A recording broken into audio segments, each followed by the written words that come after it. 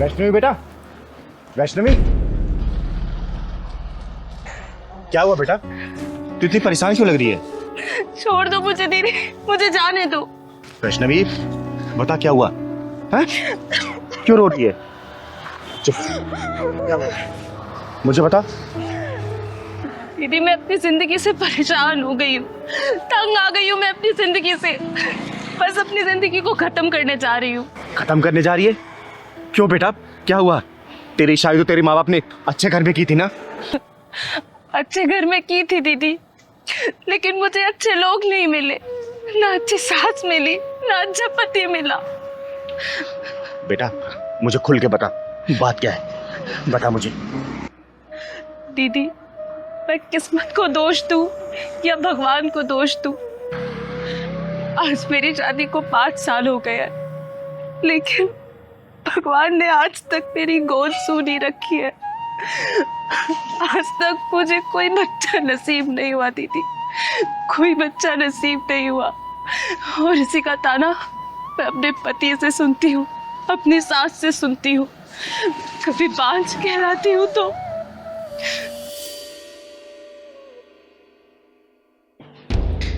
है कलमुही, अरे सारे मेहमान बाहर बैठे हुए हैं और तेरे से अभी तक चाय नहीं बनी। अरे एक बच्चा तो नहीं दे सकती है, कम से कम मेहमानों के लिए ढंग से चाय तो बना ले, हैं? हमारे घर की इज्जत बनी रहेगी। जी माँ जी, लाती हूँ अभी। जी माँ जी, चुपचाप से लेकर आ जा बाहर।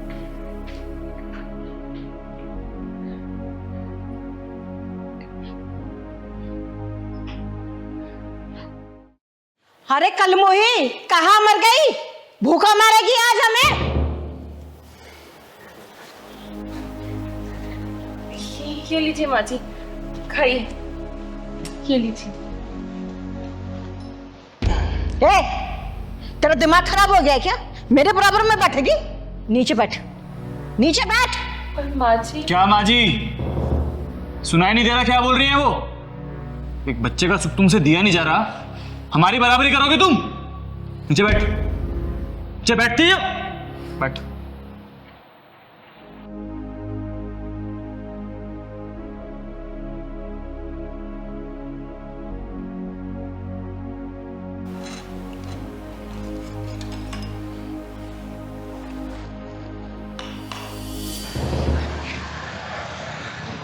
बेटा तू मेरे साथ चल, आज तेरे पति और तेरी सास के पिछवाड़े में ऐसा ढक्कन लगाऊंगी ना कि जिंदगी भर वो ताना देना भूल जाएंगे। और तू चिंता मत कर बेटा, भगवान ये तेरी गोद ना जरूर हरी भरी करेगा, जरूर। चल मेरे साथ चल। तो अच्छा हुआ चली गई अपना काला मुंह लेकर, जब से इस घर में आई है ना सारा सुकून ही चला गया है। तू चिंता मत कर, तेरे लिए ना इससे भी सुंदर बहू लेकर आऊंगी मैं। कम से कम मुझे दादी बनाएगी और तुझे बाप बनाएगी, बांझ कहीं की, और मर जा कहीं जाके तो अच्छा है। सही कह रही हो माँ, बोझ बनी हुई थी इस घर पे वो। अरे एक बच्चे का सुख तो दे नहीं पा रही थी मुझे, अब तो मर जाए अच्छा है वो। तो फिर आ गई अपना काला मुंह लेकर, मरी नहीं कहीं जाकर। और ये किसको अपना हिमायती बना के लाई है? चिंगारी, चिंगारी नाम है मेरा, और तेरे जैसे बेअकल औरतों पे अकल ठिकाना लगाने का काम करती हूँ मैं। डायन कहेगी, अरे डायन भी 10 घर छोड़ के बाहर करती है, और तू अपने घर को नाश करने चली है। ओए तमीज से बात कर। तू जानती नहीं है, एक फोन करूंगा ना जेल की सलाखों के पीछे दिखाई देगी अभी। अबे तो पुलिस बुला ले या फोर्स बुला ले, चिंगारी का कोई बाल भी बाका नहीं कर सकता, समझा? अरे हमने किया क्या है और हमारे घर में कैसे घुसी चली आई? किया क्या है? अरे अब भी कुछ बच गया है क्या करने के लिए? ये बताइए कि आप लोगों ने क्या नहीं किया है। माँ जी, आपको मैंने कितना प्यार किया था, कितना सम्मान दिया, कोई कसर नहीं छोड़ी आपकी सेवा में, और आपने क्या किया मेरे साथ? मुझे बांझ का नाम दे दिया। और आपकी तो कितनी सेवा करती थी ना मैं रात दिन, आपको पति नहीं भगवान माना था मैंने, और आपने मुझे अकेले मरते में छोड़ दिया। एक बार भी नहीं सोचा कि मेरा क्या होगा।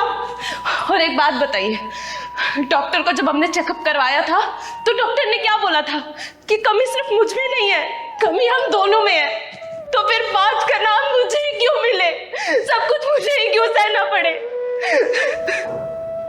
तो बुढ़िया, भगवान ने तेरी झोली में इस औलाद का सुख दिया है ना, तो इसलिए नहीं दिया कि किसी औरत को तू बांझ बोले अगर भगवान से औलाद नहीं दे रहा तो याद रखना, भगवान के घर में देर है लेकिन अंधेर नहीं है। कल को ये औलाद का सुख भी छीन सकता है, समझे? और सुन, ये चिंगारी तुझे श्राप देके जाती है, श्राप। बहुत जल्दी तू इस औलाद से वंचित हो जाएगी, वंचित। चिंगारी जी, नहीं, ऐसा अनर्थ मत कीजिए, मेरे बच्चे को इतना बड़ा श्राप मत दीजिए। मैंने इसके साथ जो कुछ किया ना, मैं उस सब चीजों के लिए सब माफी मांगने के लिए तैयार हूँ, पर आप ऐसा श्राप मत दीजिए, मत दीजिए। हाँ चिंगारी जी, मुझे भी माफ कर दीजिए, गलती हम दोनों की है। बच्चे के मुंह में आके इसके प्यार को कभी समझ ही नहीं पाए, और ये बात मैं बहुत अच्छे से जानता था कि कमी हम दोनों में है, लेकिन अपनी मर्दानगी दिखाने के चक्कर में सारा ब्लेम मैंने इस पर डाला। लेकिन मैं आपसे वादा करता हूँ, आज के बाद कभी इसके साथ कुछ गलत नहीं होने दूंगा। मैं हमेशा इसको प्यार करूंगा, हमेशा इसकी कदर करूंगा, चाहे मैं औलाद का सुख प्राप्त हो या ना हो। मैं माफ कर दीजिए। अरे नहीं माँ जी, आप लोग ऐसे हाथ जोड़ के मुझसे माफी मत मांगिए, मुझे बिल्कुल अच्छा नहीं लगेगा। और आप लोगों को अपनी गलती का एहसास हो गया, मेरे लिए तो बस वही बहुत बड़ी बात है। मेरा टूटा हुआ घर मुझे वापस मिल गया। सुन लिया, ये होती है नारी, और ऐसी होती है हमारी भारतीय नारी, समझे? और वैष्णवी बेटा, मैं तुझे आशीर्वाद देके जा रही हूं, देखना 9 महीने बाद ना तेरे घर में किलकारी गूंजेगी, किलकारी, और बधाई लेने ये चिंगारी आएगी। और माँ जी, बहू का कैसे ध्यान रखना है ना, शायद मुझे लगता नहीं कि अब दोबारा बताने की जरूरत है। और तू बहुत बहुत शुक्रिया चिंगारी दीदी, आपने मेरा टूटा हुआ घर बचा लिया। हमेशा खुश रहे बेटा, खुश रहे। चल बेटा।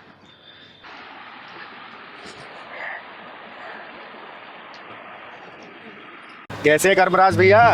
बस चिंगारी दीदी, आशीर्वाद है आपका, दाल रोटी चल रही है बढ़िया से। घर में सब ठीक है ना? हाँ, भगवान की कृपा से सब ठीक है। आप बताइए क्या लेंगी? आप तो देखने की भी जरूरत नहीं है, सारी सब्जियां ताजी हैं, आग बंद करके उठा लीजिए आप। आलू क्या भाव दिए? अरे बेटा, कैसी बातें कर रही हो? आलू 30 रुपया किलो।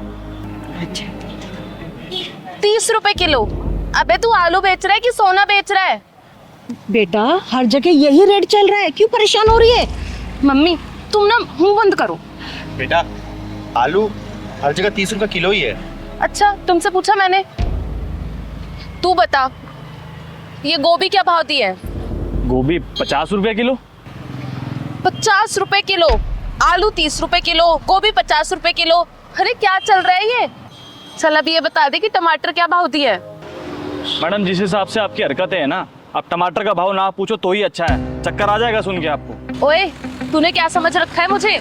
तेरे साथ ना तेरे पूरे खानदान को भी खरीद सकती हूँ मैं। अभी तक तेरे पापा ने मकान का किराया तक नहीं दिया। मम्मी, और तुम शांत नहीं रह सकती हो कि थोड़ी देर? बहन जी, 30 रुपए किलो तो आलू आपसे खरीदे नहीं जा रहे।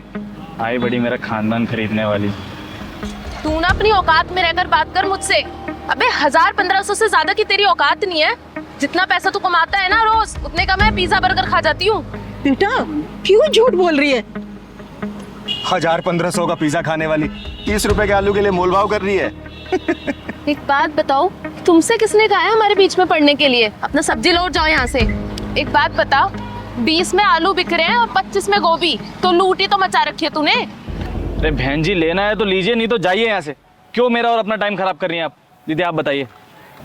चल सही सही रेट लगा ले, आधा किलो आलू दे दे और आधा किलो टमाटर कर दे। चल बेटा, बहस क्यों कर रही है? जल्दी ले लेना। बहन जी देखिए, रेट तो कम नहीं होगा, आपको लेना है तो लो, नहीं तो जाओ यहाँ से।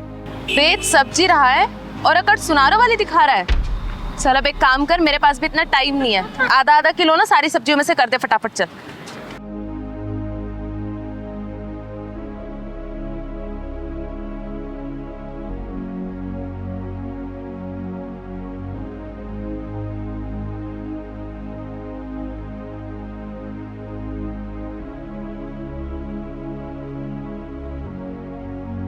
लो मैडम जी, 50 रुपए हो गए आपके। 50 रुपए? अरे भाई, किस हिसाब से 50 रुपए हो गए? देख 30 रुपए की सब्जी है ये, 30 रुपए दूंगी, उससे ज्यादा 1 रुपया भी नहीं दूंगी। और सब जानती हूँ मैं, 10 रुपए की सब्जी लाके 50 रुपए में बेचते हो तुम। इसलिए ना मैं तेरे साथ नहीं आती हूँ। मैडम जी, पागल है क्या थोड़ी सी? अरे कर्मराज भैया, इन जोशों की औकात क्या है पूछना नहीं पड़ता, खुद ही बता देते हैं ऐसे लोग। और तेरी औकात क्या है? गली गली में ताली बजाना और 10-10 रुपए मांगना। ओए घमंडी औरत, तू कर्मराज भैया से माफी मांग, वरना तेरा थोपड़ा बिगाड़ दूंगी मैं। रहने दो दीदी, मत मारो इनको।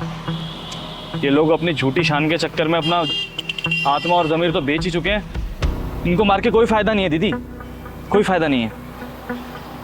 जिन लोगों की आत्मा और ज़मीर मर चुके हैं उनको मार के क्या फायदा, आप खुद बताइए ना। मैडम आप ले लो, आपको जो चाहिए आप सब ले लो। आप ये सब्जी ऐसी फ्री में ले जाओ बहन जी, कोई बात नहीं। माफी? और वो भी इससे? माफी मांगे मेरी जूती। ये ले पकड़ अपने पैसे, चलो मम्मी। कर्मराज भैया, आप मेरी सब्जी पैक करके रखो, आती हूँ मैं जरा। अरे दीदी, अपनी हरकतें छोड़ दे, नहीं तो एक दिन पछताएगी। भाग कहाँ रही है, हैं? माफी तू क्या, तेरी पुरखे मांगी और तेरी हिम्मत कैसे हुई एक गरीब सब्जी वाले की बेइज्जती करने की? बोल। दीदी इसे माफ कर दीजिए, नादान है। नहीं माँ जी, ऐसे लोग समझाने से नहीं समझते। ये झूठी नस्ल की जो औलादें होती है ना, ये बहुत ही खतरनाक होती है। तू बता, कर्मनाथ भैया से माफी मांगेगी या नहीं मांगेगी? बोल। बोलना मांगूंगी। हाँ मैं मांग लूंगी उनसे माफी। फोन निकाल अपना, निकाल फोन, लॉक खोल।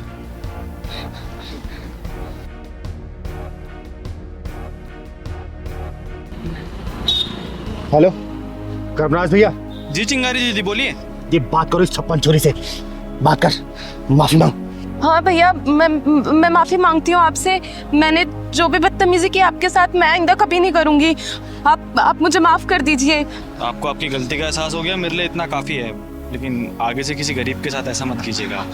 हाँ भैया, मैं किसी के साथ आइंदा से ऐसा नहीं करूंगी। ठीक है दीदी। ठीक है।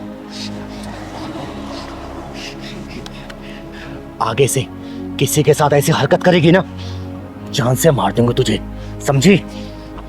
और बहन जी, अपनी बेटी को समझा देना, अच्छा नहीं होगा इसके लिए। इंस्पेक्टर हजारीलाल चौरसिया साहब, मैं विनीता यादव की जमानत कराने आई हूँ। चिंगारी, पहले तो अपने दिमाग में अच्छी तरह ये बात डाल ले कि ये तेरा घर नहीं, मेरा पुलिस स्टेशन है।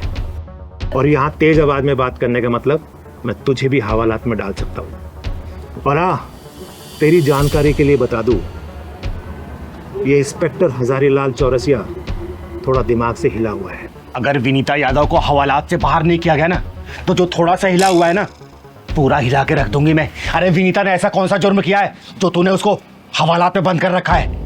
विनीता को आज की रात हवालात के अंदर ही गुजारनी पड़ेगी। और सुन, उसने कोई मामूली अपराध नहीं किया है, अपने ही पति का सर फोड़ डाला है। उसके ऊपर इतनी खतरनाक धारा लगने वाली है ना कि विनीता यादव की जमानत नहीं होने वाली, समझी? हजारीलाल चौरसिया साहब, रात में किसी भी लड़की या फिर औरत को हवालात में बंद करके नहीं रखा जा सकता, इतना कानून तो मैं भी जानती हूँ। तो तू इंस्पेक्टर हजारीलाल चौरसिया को कानून सिखाएगी? सिखा नहीं रही हूँ, याद दिला रही हूँ जो तुम भूल गए हो। चिंगारी, तूने उस आदमी की हालत नहीं देखी। तुझे पता है इस औरत ने उसे कितनी बेरहमी से मारा है? वो तो उसकी किस्मत अच्छी है कि इस डॉक्टर ने उसे बचा लिया, नहीं तो मर जाता वो। इसने पूरी प्लानिंग कर ली थी उसे मारने की, मांग में चुटकी भर सिंदूर भरवाने की इतनी बड़ी सजा भुगत रही थी ये, समझे? और वो नीचता की सारी हदें पार कर रहा था। अच्छा चिंगारी, तुम ही बताओ कि कौन कौन सी हदें पार कर दी थी विनीता के पति ने? इसके प्राइवेट पार्ट में बियर और शराब डालता था वो कमीना, सिगरेट से इसके नाजुक अंगों को जलाता था और प्राकृतिक मैथुन करवाता था इसे। और जब ये मना करती थी ना, पहले तो डंडों से मारता था ये। एक रात की तो बात है, अपने 2 दोस्तों को लेके आया वो और बोला तुझे खुश करना उन दोनों को। बता, एक बात बता हजारीलाल, ऐसे में कौन सी औरत अपने पति की पूजा करेगी? इसीलिए इसने इसका सर फोड़ा, और कोई दूसरी औरत होती ना तो गला काट देती उसका, समझा? चिंगारी, जो बातें तुम मुझे बता रही हो ना, वो मुझे विनीता भी बता सकती थी ना, लेकिन इसने तो कोई जुबान नहीं खोली। वो जिंदा तो दिख रही है इंस्पेक्टर साहब, लेकिन अंदर से मर चुकी है बेचारी, उसकी आत्मा मर चुकी है, उसकी चेतना मर चुकी है। अरे शादी के सिर्फ 2 ही साल हुए थे उसके, और 2 साल में क्या क्या बर्दाश्त नहीं किया इसने। जब ऐसी बात थी तो इसने थाने में आके कंप्लेंट क्यों नहीं लिखवाई? अपने माँ बाप को क्यों नहीं बताया कि मेरे साथ ये हो रहा है, मेरा पति मुझे तंग कर रहा है, मार रहा है, पीट रहा है? तुमको ही क्यों बताया? हजारीलाल जी, औरत के दिल में अगर कोई बात घर कर जाती है ना तो शर्म बेशर्मी का जहर औरत की जिंदगी को खोखला कर देता है। और जो बात इसको अपनी सहेली और भाभी को बतानी चाहिए ना, इसने अपने बाप को बताई थी। और पता है बाप ने क्या बोला कि बेटा लड़का कैसा भी हो तुझे जिंदगी उसी के साथ काटनी है। लड़का है, छोटी मोटी गलतियां कर ही सकता है। और रही बात पुलिस कंप्लेंट ना करने की ना, तो ये जो चिटकुटी चैनल है जो सेकंड हैंड मोबाइल ले गलियों गलियों में घूम रहे 2-4 हजार व्यूज के लिए किसी को बदनाम के लिए तैयार रहते हैं। और मैंने इसको कितनी बार बोला है कि तू बता तो उस कुत्ते को मैं 1 मिनट में सीधा कर दूंगी, लेकिन हर बार इसने हाथ जोड़ के बोला कि दीदी जो चीजें पर्दा में है ना, कल अगर समाज के बीच में आई तो मैं आत्महत्या कर लूंगी। और आज इसका सब्र का बांध टूट गया और इसने उसका सिर फोड़ डाला, समझे?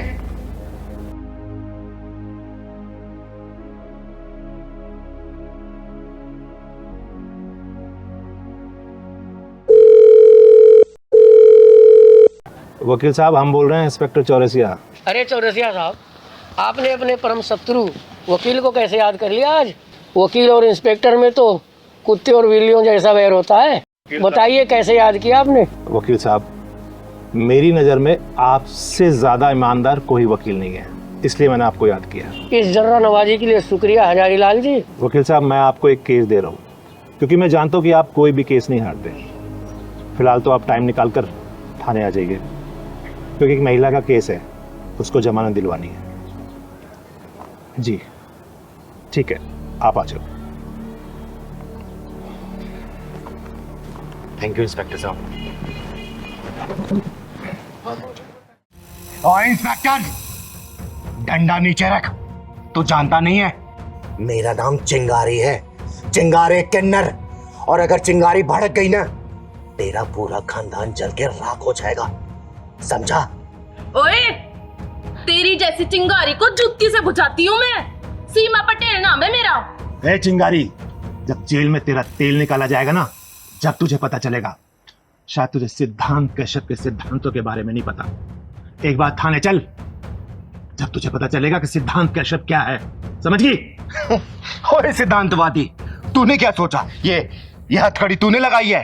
अगर तू ऐसा सोच रहा है ना, तो ये तेरी सबसे बड़ी भूल है, क्योंकि चिंगारी की मर्जी के बिना ना चिंगारी को कोई छू भी नहीं सकता। बड़ा घमंड है तुझे अपने ऊपर। सीमा पटेल नाम है मेरा। तेरी जैसियों की नाक में नकेल डालना अच्छी तरह से जानती हूँ मैं। किस जुर्म में मुझे गिरफ्तार किया जा रहा है? अब आए ना असली मुद्दे पर। और सुन, मैंने तेरे सारे गुनाहों की लिस्ट बनाकर ना अपने थाने में चिपका रखी है। एक बार थाने चल, मैं तुझे एक एक कर कर तेरे सारे गुनाह गिनवाऊंगा। अगर मैंने चुपचाप ये हथकड़ी लगवा ली ना, इसका मतलब ये नहीं कि मैं चुपचाप थाने चली जाऊंगी। पहले ये बता, किस जुर्म में गिरफ्तार किया है मुझे? पूरी 25 एफआईआर दर्ज है तेरे खिलाफ। जिन जिन को तूने मारा है ना, और जिनके तूने हाथ पैर तोड़े, उन सब ने तेरे खिलाफ रिपोर्ट कराई है थाने में, समझ गई ना? अब तेरी सारी दादागिरी निकलने वाली है। सीधी तरह चल रही है या फिर पुलिसी हथकंडा अपनाऊं मैं? अगर पुलिसी हथकंडे पे आ गई ना, तो तू अपने पैरों पे खड़ी नहीं हो पाएगी। तू क्या सोच रहा है इंस्पेक्टर? तू चिंगारी को थाने ले जा पाएगा? चिंगारी को चाहने वाले हजारों लाखों में हैं। रास्ता जाम हो जाएगा, फोर्स बुलानी पड़ेगी रास्ता खुलवाने के लिए। सिद्धांत सर, यो चिंगारी तो नेताओं की भाषा में बात कर रही है हमसे।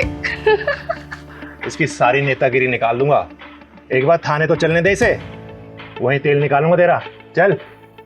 और इंस्पेक्टर, मेरी बात सुन ले, उसके बाद तू जहां बोलेगा ना, वहां ये चिंगारी जाएगी। और मैंने उन हरामियों के हाथ पांव क्यों तोड़े हैं ना, अगर तेरी बहन, बेटी या फिर बीबी को कोई हरामजादा छेड़े या फिर उसके साथ मनमानी करे, तो तू क्या करेगा? बोल, क्या करेगा? उसके हाथ पांव तोड़ेगा या फिर पूजा की थाली लेके आरती उतारेगा उसकी कि भाई तूने बहुत अच्छा काम किया है, इसलिए मैं तेरी आरती उतार रहा हूं?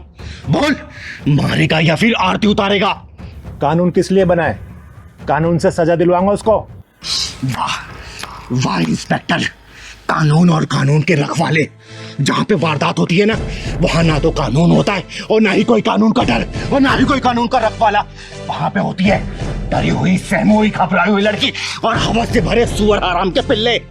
उन लोगों को सजा दिलाने के बजाय मैं उन लोगों को यह बोलती कि भैया रुक जाओ, मैं पुलिस स्टेशन जाके पुलिस बुला के लाती हूँ, तब तक मेरा इंतजार करो। नहीं, चिंगारी नाम है मेरा, चिंगारे किन्नर। वही चीर फाड़ के फैसला कर देती हूँ, इंतजार नहीं करती मैं किसी का, समझे? शायद तुझे कानून की ताकत का अंदाजा नहीं है चिंगारी। कानून कानून की ताकत से अच्छी तरह वाकिफ है ये चिंगारी। कानून एक मकर जाल की तरह है जिसमें सिर्फ छोटे मोटे कीड़े मकोड़े फंसते हैं और बड़े जानवर उस कानूनी मकर जाल को तहस नहस करके निकल जाते हैं। और किस कानून की बात कर रहा है इंस्पेक्टर तू? इंस्पेक्टर, बलात्कार की शिकार लड़की जब मर जाती है ना तो पोस्टमार्टम में उसका शरीर को चीर फाड़ दिया जाता है और वहीं पर अगर उसको कर्मी को थोड़ी सी भी खरोच आ जाए ना तो उसे पूरा इलाज दिया जाता है, उसका पूरा ख्याल रखा जाता है और फिर शुरू होता है ये कानूनी नाटक जो कि 10-15 साल लगा ही देता है। और उस बीच में उस शर्मनाक घटना को याद करके लड़की के माँ बाप पल पल रोते हैं, तड़पते हैं। इंस्पेक्टर सिद्धांत कश्यप जिस कानून की बात कर रहा है ना, अगर वो कानून सही तरीके से जांच करवाए तो आधे से ज्यादा बेकसूर जेल में बंद मिलेंगे और कसूरवार बाहर घूम रहे होंगे। इसलिए चिंगारी ने अपनी अदालत बना रखी है, अपना कानून बना रखा है और चिंगारी की अदालत में तारीख नहीं सजा मिलती है, वो भी सजा ऑन द स्पॉट। चिंगारी मरने से नहीं डरती और ना ही मारने से डरती है। चिंगारी सिर्फ डरती है तो हारने से डरती है, समझा? सीमा, मुझे लगता है कि हम किसी गलत घर में आ गए। ये चिंगारी का घर नहीं है, चलो यहां से। सही कह रहे हैं सर आप। मैंने भी किसी से सुना था कि चिंगारी इंदौर चली गई है अपनी गुरु माँ के पास। तुमने एकदम सही सुना, चिंगारी इंदौर में ही है। चलो।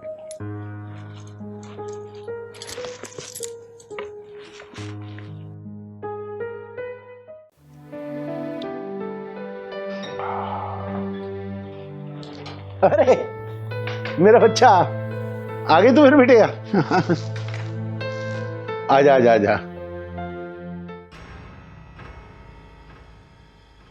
अरे वैष्णवी, वैष्णवी, ये क्या हो गया इसको?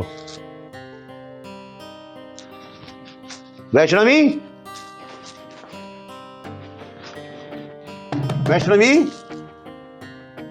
विष्णु, मेरी बेटी, क्या क्या क्या बात क्या बेटा?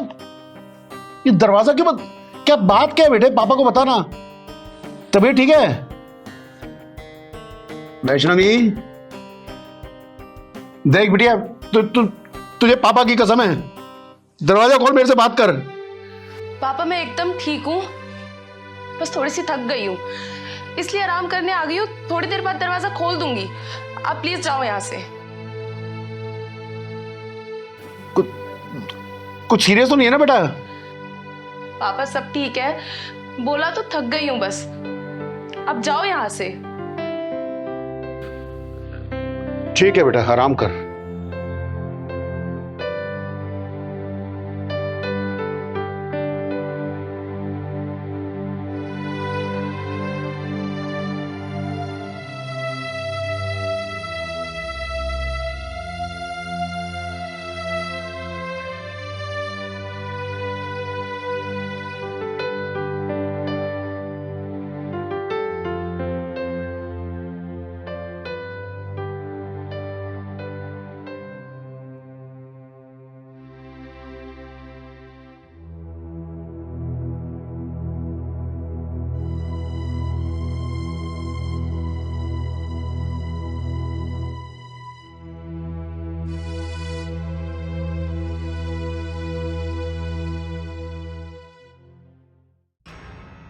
अरे आप बिटिया कहाँ जा रही है बेटा? पापा मैं आ रही हूँ थोड़ी देर में। अरे पापा को ये तो बता दे बेटा, कहाँ जा रही है? पापा से बात नहीं कर रही तू। पापा आ रही हूँ ना थोड़ी देर में, यहीं जा रही हूँ पास में। पास में कहाँ जा रही है पुत्र? बता तो दे पापा को। चिंगारी दीदी के पास जा रही हूँ, आ जाऊंगी थोड़ी देर में। अच्छा सुन, वो चिंगारी के यहाँ कुछ खा भी लियो। हाँ खा लूंगी।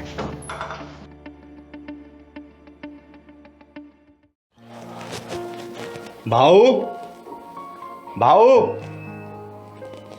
भाऊ, हाँ आ गए तुम लोग?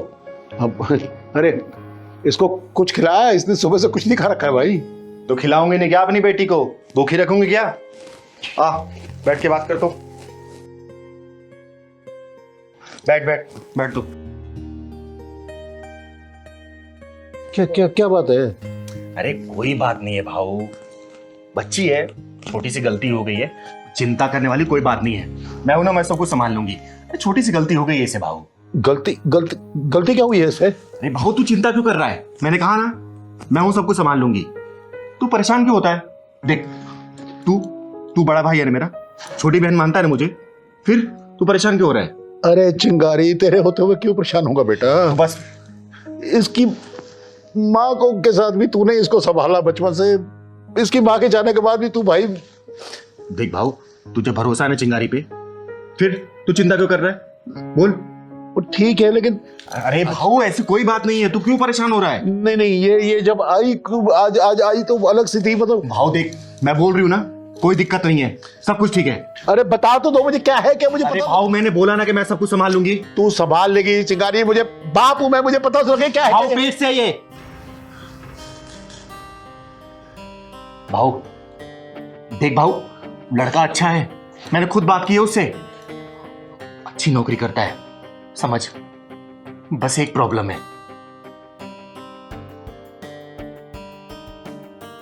भाऊ। पापा, मैं जानती हूँ मुझसे बहुत बड़ी गलती हो गई है, लेकिन बस एक बार आप उस लड़के से मिल लीजिए। पापा वो लड़का बहुत अच्छा है, मेरा बहुत ध्यान रखेगा, प्लीज पापा। भाऊ भाऊ मेरी बात सुन। भाऊ कहाँ गया तू?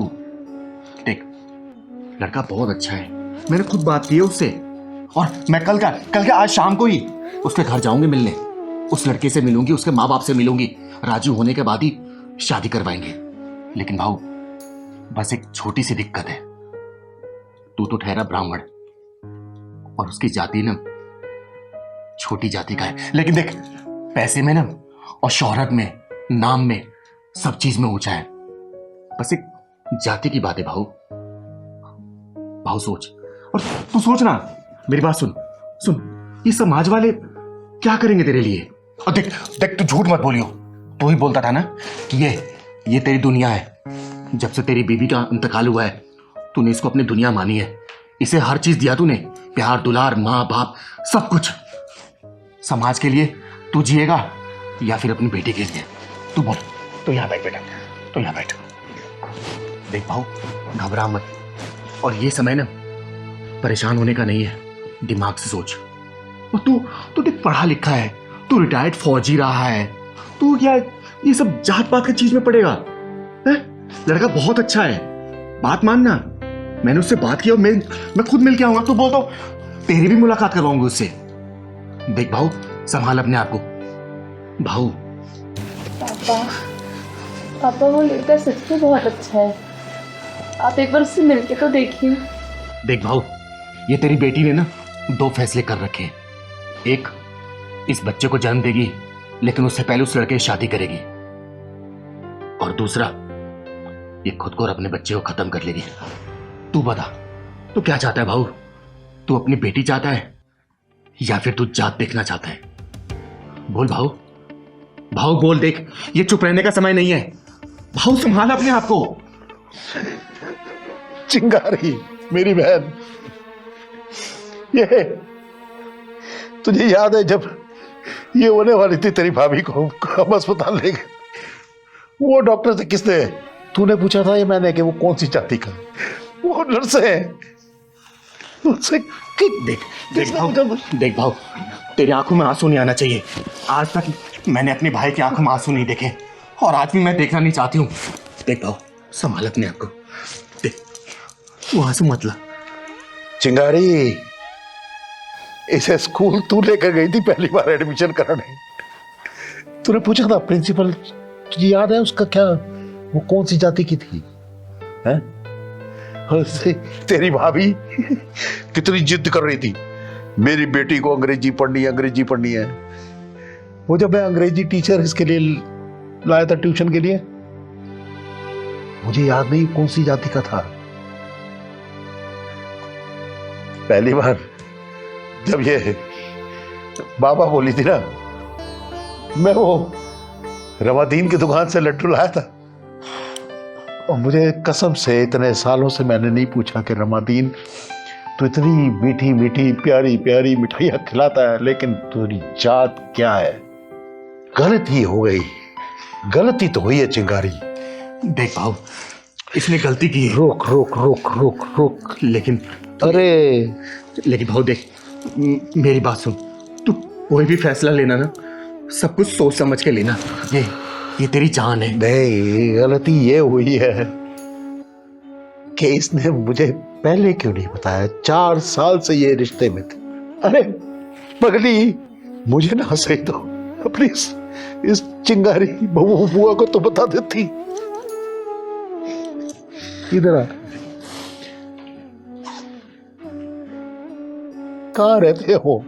भाव मैंने इसे पूछा था, यही पास में ही रहते।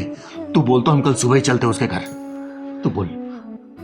नहीं भाव तू क्या बोल रहा है ये? भाव हम उसे कल नहीं मिलेंगे, मुझे आज ही मिलना है उससे।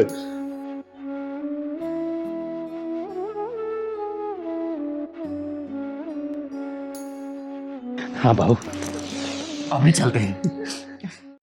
देखो चिंगारी, हम तब तक किसी के साथ दुश्मनी नहीं करते हैं जब तक हमारी दोस्ती की सारी कोशिशें फेल ना हो जाए। अब चाय लो ना चिंगारी, चाय लो। और चिंगारी तब तक दोस्ती का हाथ नहीं बढ़ाती जब तक सामने वाला ठग, लुटेरा, चोर या फिर बेईमान नजर आता है।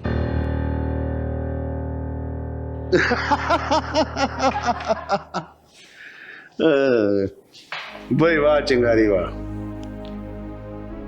तुम्हारी ये हाजिर जवाबी से ये दीन बंधु दीनानाथ उत्तर प्रदेशी बहुत खुश हुआ। एक बात बताऊं, तुम्हारी हमारी खूब चलेगी।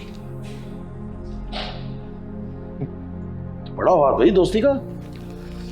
मंत्री जी, आपके हाथ न जाने कितनों खून से सने हुए हैं, तो मैं आपसे हाथ मिला के अपने हाथ को गंदा नहीं करना चाहती।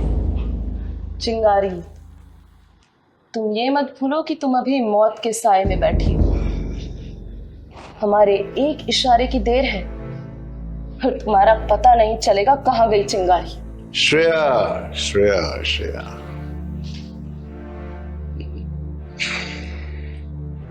राजनीति का एक असूल है कि जहां अपना फायदा हो रहा हो ना, वहां अपने सारे असूलों को तोड़ दो, साइड पे फेंक दो कहीं। और एक दूसरा असूल भी है कि अपना कोई असूल ही नहीं होना चाहिए। चिंगारी भाई, मुझे तुम्हारी ये बिंदास बात करने का अंदाज बहुत अच्छा लगा। सच बताऊं तो आज तक इस तरह बात करने वाला कोई मिला ही नहीं। मंत्री जी, ये क्वालिटी अब मर्दों में रही कहां है?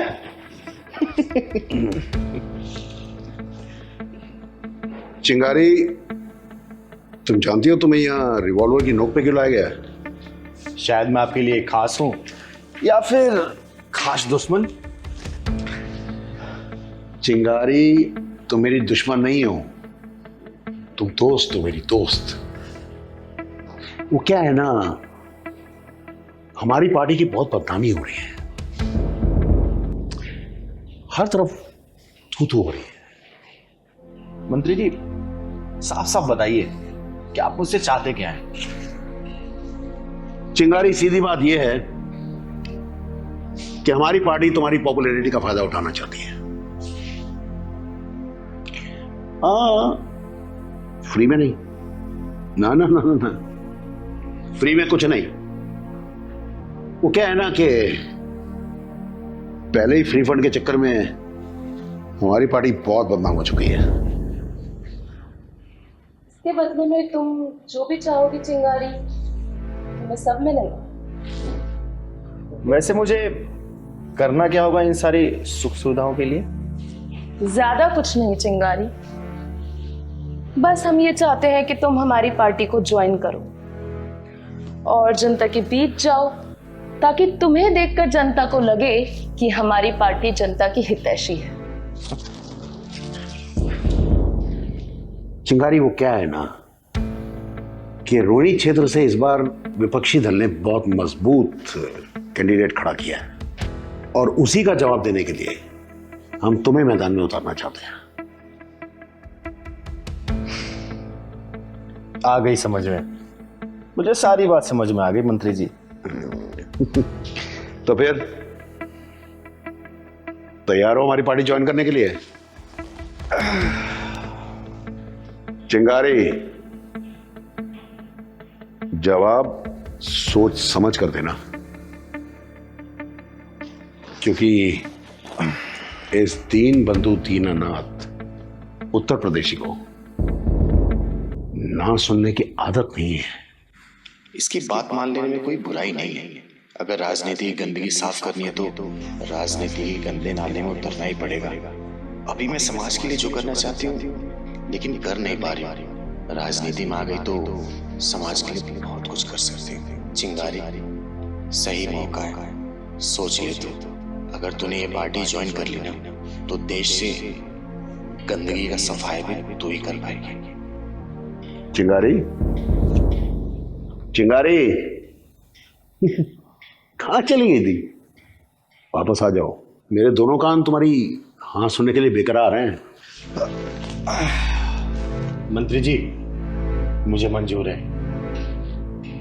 अरे वाह तो फिर अब तो मिला लो दोस्ती का हाथ।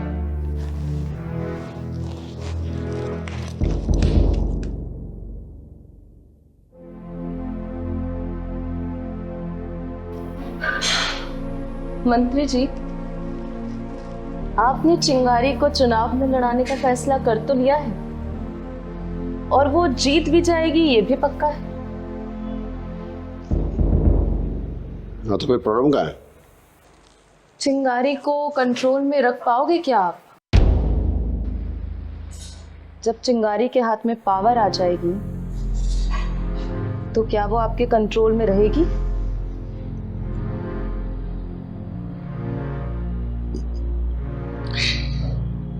श्रेया, तुम अभी बहुत नादान हो, राजनीति के पेंतरों से अनजान हो। मालूम है, राजनीति का एक और असूल है,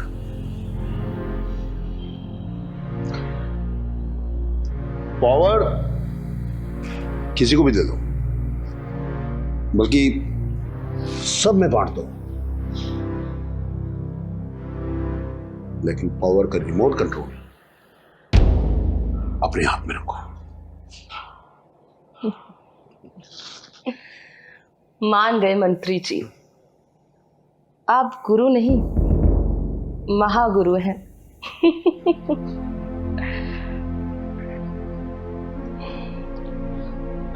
श्रेया, ये जो राजनीति है ना, ये शरीफों के लिए नहीं है। ये बड़ा एक अजीब सा गौरख धंधा है। यहाँ के अच्छे अच्छे शरीफ भी जो है ना, वो बिगड़ जाते हैं। प्रॉब्लम क्या है मालूम है? कि इस राजनीति में डर दुश्मनों से नहीं लगता है, इसमें डर लगता है अपनों से, या उनसे जो चुपचाप रहते हैं। मिस्टर मंत्री, फिर तो आपको चिंगारी से भी बच के रहना पड़ेगा, क्योंकि वो भी चुपचाप रहती है।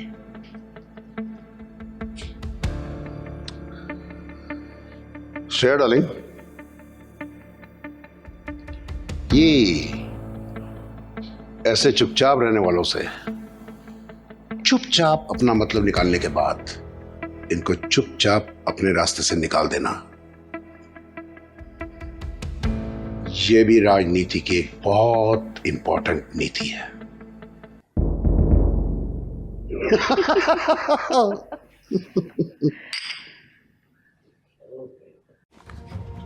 इसी आईडी से उस लड़की को परेशान करता है तू?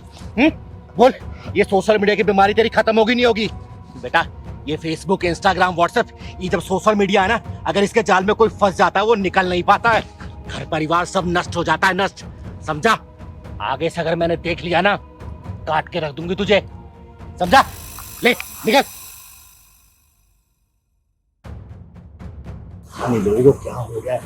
सोशल मीडिया पे नाचना है, नंगी नंगी फोटो डालनी है, और ऐसे लोग कमेंट और लाइक करते हैं।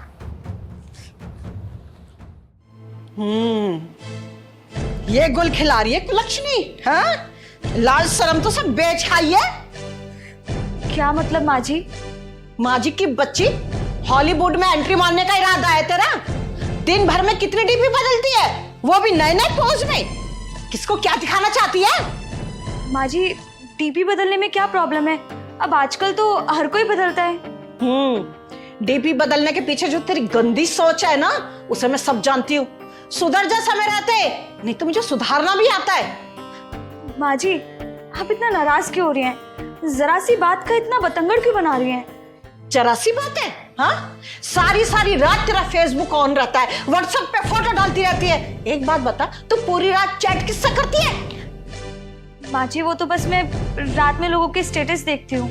अच्छा, दूसरों का स्टेटस देखते देखते ना कहीं अपना स्टेटस डाउन मत कर लियो, समझी? अरे क्या हुआ माँ? सुबह सुबह इतना नाराज क्यों हो रही हो? कमीने, तेरे जैसे आदमियों की औरतें ही ना रात को चैटिंग करके सेटिंग कर लेती हैं, और दूसरे दिन ना मिलना मिलाना शुरू हो जाता है। अरे माँ क्या हुआ? क्यों इतना शोर मचा रही हो आप? क्या बात हो गई? तरुण, पूछ इससे। दिन भर में डीपी पे 10-10 फोटो चेंज करती है, और फेसबुक पे ये उल्टी सीधी फोटो क्यों डालती है? क्या चल रहा है इसके मन में? तूने इसका फोन कभी चेक किया है? आस्था, माँ जो बोल रही है क्या वो सच है? तरुण, अगर मैं फेसबुक पे फोटोज अपलोड करती हूँ तो उससे क्या फर्क पड़ता है? फर्क पड़ता है आस्था। तुम रात भर फेसबुक पे लगी रहती हो, हैं? चैट करती रहती हो, इंस्टाग्राम पे लगी रहती हो। भाई आज तक मैंने कभी चेक किया है? किया मैंने चेक? मैं बताती हूँ बेटा तुझे, फेसबुक पे ना ये कुंवारी बन के चैट करती होगी, तभी तो फेसबुक पे उल्टे सीधे फोटो डालती है। आस्था, आखिर तुम चाहती क्या हो? तुम्हारे दिल में क्या चल रहा है आखिर, है? तुम्हें नए नए दोस्त बनाने हैं? अगर बनाने हैं ना तो ये रिश्ता आज और यहीं खत्म कर दे, और जाके नए नए दोस्त बना और जिंदगी के मजे ले मजे से। जाओ यहाँ से। तुम्हारे कहने का मतलब क्या है? मतलब साफ है, तू शादी से पहले ही बिगड़ी हुई थी, जो अभी तक सुधरी नहीं है, समझी? अरे राम राम राधा आंटी, राधे राधे। अरे चिंगारी जी, आइए आइए, आज कैसे याद आ गई हमारी? अरे बस यहाँ से गुजर रही थी तो सोचा मैं आपसे मिलती चलूं। बैठो बैठो। और सब ठीक है ना? हाँ सब ठीक है। कैसी आस्था बेटा? क्या बात है, तेरा चेहरा क्यों उतरा हुआ है? चिंगारी दीदी, इसे फेसबुक पे ना ऑनलाइन रहने का बहुत शौक है। अरे दिन रात फोटो डालती है ये अपनी, सोशल मीडिया पे रानी बनना चाहती है, रानी। जब देखो चैटिंग चैटिंग चैटिंग। शादी हो गई और भगवान ने चाहा तो 1 साल बाद माँ भी बन जाएगी, लेकिन आदतें अभी शादी से पहले वाली नहीं गई हैं। मैं कुछ समझी नहीं रहा था आंटी। दीदी, यहाँ किस लिए आए थे और भूल गए? अरे पहलवान, वो काम अभी उतना जरूरी नहीं है। जरूरी फिलहाल मुझे ये लग रहा है। हाँ आगे बताइए आंटी। चिंगारी जी, जो औरतें शादीशुदा होकर भी ना फेसबुक पे कुंवारी बन के चैटिंग करती हैं और इंस्टाग्राम पे जो कमर मटकाती रहती है ना, उनकी शादीशुदा जिंदगी ना ज्यादा नहीं चलती है। अगर मैंने सोशल मीडिया पे अपनी कोई फोटो अपलोड कर दी तो इसमें क्या हो गया? इतना बड़ा हंगामा करने की क्या जरूरत है? किसी से मिलने थोड़ी गई मैं। आस्था बेटा, तुम तो बर्बादी के रास्ते पे जा रही हो, क्योंकि जो औरतें शादीशुदा होती हैं ना, शादीशुदा होने के बावजूद भी इंस्टाग्राम, फेसबुक, व्हाट्सएप, इनसे पे लगी रहती हैं, फोटो अपलोड करती हैं, वीडियो अपलोड करती हैं, डांस की रील्स डालती हैं, उसके पीछे सिर्फ एक ही मकसद होता है, लाइक और कमेंट का। और लाइक और कमेंट के पीछे जो मकसद छुपा होता है ना, वो होता है फ्रेंडशिप का। और जो शादीशुदा औरतें ये फ्रेंडशिप के चक्कर में पड़ जाती है ना, वो अपनी जिंदगी बर्बाद कर लेती है बेटा, इस बात को याद रखना। चिंगारी जी, ये ना मुझे पढ़ा रही है कि सब लोग ऐसा ही करते हैं। ऐसा करने वालों के घर भी करते हैं। ये जो आजकल की लड़कियां और शादीशुदा औरतें हैं ना, उनको फेसबुक पे फोटो अपलोड करना है, इंस्टाग्राम पे डालना है, व्हाट्सएप पे डालना है, उसके पीछे पता मकसद क्या होता है? मकसद सिर्फ ये होता है बहुत सारे लाइक मिल जाए, कमेंट मिल जाए, शेयर मिल जाए। और ऐसे करने वाले हजारों लोग पड़े हैं, लेकिन उनको ये क्या पता कि उसके पीछे मकसद क्या होता है उन लोगों का। उनका सिर्फ मकसद ये होता है कि लड़कियों से किसी ना किसी तरीके से बातें की जाए, उनसे वीडियो कॉल किया जाए, उनको जिस्म को देखा, उनके साथ जिस्मानी ताल्लुकात रखे जाएं। जो शादीशुदा लड़कियां ना ये तारीफ के पुल पे चढ़ जाती है ना, उनकी शादीशुदा जिंदगी के पुल बहुत जल्दी टूटते हैं। और ये औरतें जितनी जल्दी समझ जाएंगी उनका घर परिवार बच जाता है, नहीं तो जग जाहिर है सब। दीदी इसीलिए तलाक कराने वाले वकीलों के पास भीड़ लगती है। दीदी मैं तो आगे रात को सो जाता हूँ और ये रात भर फोन में लगी रहती है, कभी इंस्टाग्राम, कभी फेसबुक, कभी व्हाट्सअप। अरे रात भर चैटिंग करती रहती है, पता नहीं क्या करती है। आज मेरे को मम्मी ने बताया मेरे को। आस्था बेटा, पास्ट को अगर प्रेजेंट के रिश्तों के ऊपर रखने की कोशिश करोगी ना तो ना पास्ट रहेगा और ना ही प्रेजेंट। अब फ्यूचर तो भूल ही जाओ। इंटरनेट ऐसा जाल है ना, अगर कोई इंसान उसमें फंस गया, जिंदगी भर कितनी भी लाख कोशिश कर ले निकल नहीं पाता है, समझी? दीदी ये फोन लोगों को बहुत आगे तक ले जा रहा है, उतरना कहीं होता है, उतर कहीं जाते हैं। ठीक है मम्मी जी, अगर मेरे सोशल मीडिया चलाने से इतनी ही दिक्कतें हैं ना, तो ना ही मैं फेसबुक चलाऊंगी, ना ही इंस्टाग्राम और ना ही व्हाट्सएप पे कोई स्टेटस अपलोड करूंगी। आज के बाद कुछ नहीं चलाऊंगी। मम्मी जी मुझे माफ कर दो please. Tarun, I am sorry. चिंगारी दी, सॉरी। आस्था बेटा, ये जो सोशल मीडिया के प्लेटफॉर्म है ना, इंस्टाग्राम, व्हाट्सएप, फेसबुक, ये सब चलाने में दिक्कत नहीं है, दिक्कत है लाइक और कमेंट के जाल में फंसने में। और तुझे पता है इसके चक्कर में ना हर दूसरा घर डिस्टर्ब हो रखा है। ये सब चलाने से कोई मना नहीं कर रहा तुझे, लेकिन हाँ कोई भी चीज अगर लिमिट में की जाए ना बेटा, रिश्ते संभल के चलते हैं। शादी हो गई तेरी, सब्जी ध्यान रख इस बात। ठीक है, मैं आप सबके लिए चाय बना के लाती हूँ। ठीक है बेटा, जा बना के। साले आज तू पकड़ा ही गया। बहुत शिकायतें सुन रही थी मैं तेरी। तू अपनी बीबी को मायके क्यों नहीं भेजता है? बोलना, तेरे सास ससुर तेरे माँ बाप जैसे नहीं है क्या? बोल। दीदी मैं तुम्हें शिकायत का कोई भी मौका नहीं दूंगा, मैं अब तो छोड़ आऊंगा। आज शाम को तू अपनी बीबी को उसके मायके छोड़ के आएगा। और याद रखना, तेरे सास ससुर तेरे माँ बाप जैसे ही हैं बेटा। और आगे से मैंने कोई शिकायत सुन ली ना, बहुत मारूंगी तुझे, समझा? जी समझ गया दीदी, अब आगे तो कोई भी मौका नहीं दूंगा दीदी। शाम को उसे पहुंचा के मायके। जी दीदी, चलिए जी दीदी। अरे कहाँ मर गई आरती? ओ आरती! हाँ हाँ बाजी, आप मंदिर से आ गए? वो बस थोड़ी सी आंख लग गई थी। तेरी ना आंख ही फोड़ दूंगी किसी दिन, ना ये आंख रहेगी ना लगेगी। कहाँ है तेरा गुलाम? वो ऑफिस गए हैं। ऑफिस गए? कान भर के गया होगा ना मेरे खिलाफ। और ये अखबार, इसे कोई नौकरानी आएगी उठाने के लिए? नहीं, मैं उठा देती हूँ। मैं आपके लिए चाय बना के लाती हूँ। चाय गई भाड़ में। ये बता, मेरे कपड़े धोए कि नहीं धोए? हाँ धो दिए और इस्त्री करके भी रख दिए। इस्त्री करके रख दिए? मंदिर से पैदल चल के आ रही हूँ, पैरों में दर्द हो रहा है, चल पैर दबा, अच्छे से दबाइयो। और देख, कान खोल के सुन ले, मैं औरों से ना अलग हूं। जब घर से बाहर जाती हूँ ना, तो अपने कान और आंखें घर में छोड़ के जाती हूँ। तो ना मेरे खिलाफ बोलने की ना कोई जरूरत मत करियो। और अपने गुलाम पति के साथ में ना मिलकर अगर तूने कोई षड्यंत्र रचा ना, तो देख लेना, बहुत टेढ़ी औरत हूं मैं। जी माँ जी।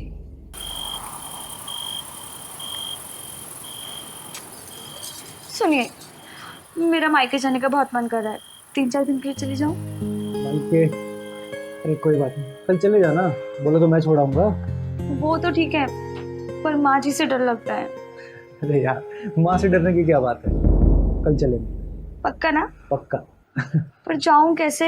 मेरे पास तो जाने लायक ढंग के कपड़े ही नहीं है। अब कपड़े भी नहीं है? कोई बात नहीं, कल सुबह तुम्हें नए कपड़े दिला दूंगा, बस। पर पक्का प्लीज आप माँ जी से बात कर लोगे ना? उनको बोल देना सिर्फ 3-4 दिन के लिए जाना चाहती हूँ। अरे माँ से डरने की कोई जरूरत नहीं है, हमारी माँ है, वो थोड़ी गुस्से वाली तो है। समझी? कल चल देंगे घर, ठीक है?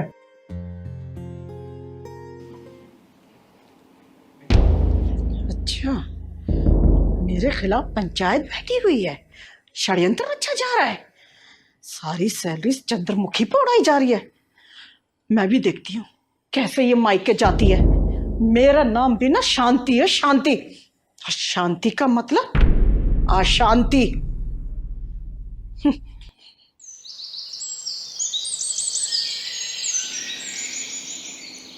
माँ जी चाय। तुझ में लाज शर्म है कि नहीं है? क्या हुआ मम्मी जी? ये पल्लू तेरे सर पर टिकता क्यों नहीं है?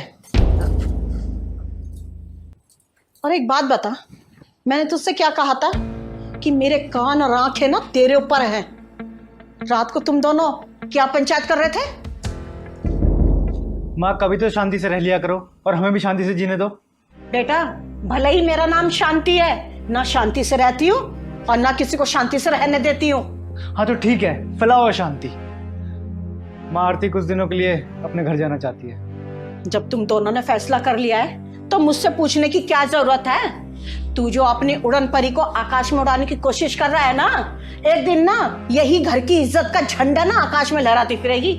इसके चाल चलन ना ठीक नहीं है। अरे माँ, कभी बोलने से पहले सोच तो लिया करो, किससे बोल रही हो, क्या बोल रही हो। जब देखो टर टर टर टर करती रहती हो। अच्छा, तो अब तू सिखाएगा मुझे कि मुझे कैसे बोलना चाहिए? माँ एक बात बताओ, आप आरती से इतना चिढ़ती क्यों है? आखिर उसकी गलती क्या है? वो भी तो आपकी बेटी जैसी है ना। इसकी गलती यह है कि उसने तुझे ना अपना गुलाम बना रखा है, उंगलियों के इशारे करना चाहती है वो। जा रही हूँ मैं इस घर से। अरे जिस घर में नौकरानी के बराबर भी इज्जत ना हो, उस घर में कौन बहू रहना चाहेगी?